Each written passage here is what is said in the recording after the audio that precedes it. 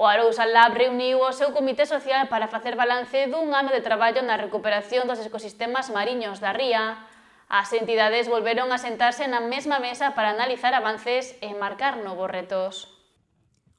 O Centro de Atención Integral de Amicos acolleu a cuarta reunión do Comité Social da rexión asociada a Arousa Lab, un espazo de traballo que reúne a confrarías, entidades educativas, organismos públicos e asociacións vinculadas ao mar para avanzar na protección e restauración dos ecosistemas mariños da ría.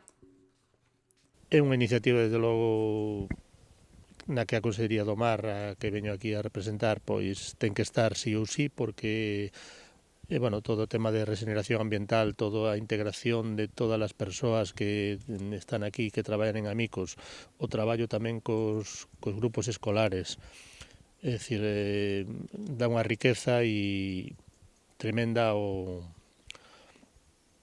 para toda a contorna,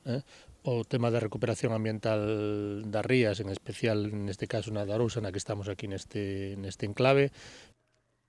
Os membros do comité fixeron balance das accións realizadas nos últimos meses dentro do proxecto europeo Ágora, que busca restaurar océanos e augas de aquí a 2030.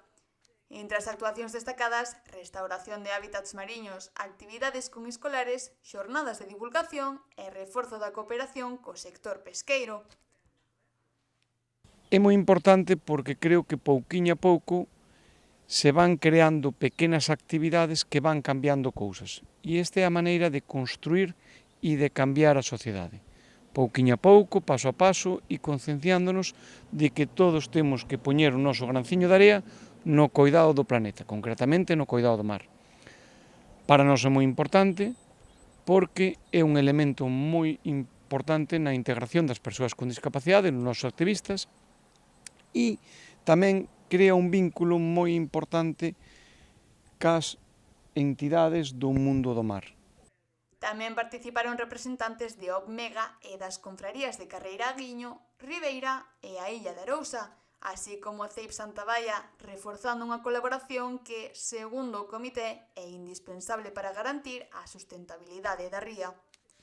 Como sector produtor e como sector pesquero,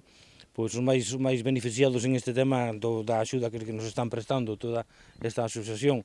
é que, debido ao mérito do traballo que se está facendo, pois, para nós máis aventajados somos nós e os máis beneficiados, non? Porque, sabemos que coidar o medio ambiente, coidar o mar, sempre é bo para todo, non solamente para os que vivimos del pescando, senón para o turismo e para a propia convivencia que estamos facendo, non? De cara a 2026, o comité estudou novas liñas de actuación, aumentar a participación das confrarías no seguimento mariño, ampliar as actividades educativas sobre a restauración de hábitats, promover campañas de sensibilización e avanzar na cooperación para facer fronte ao cambio climático.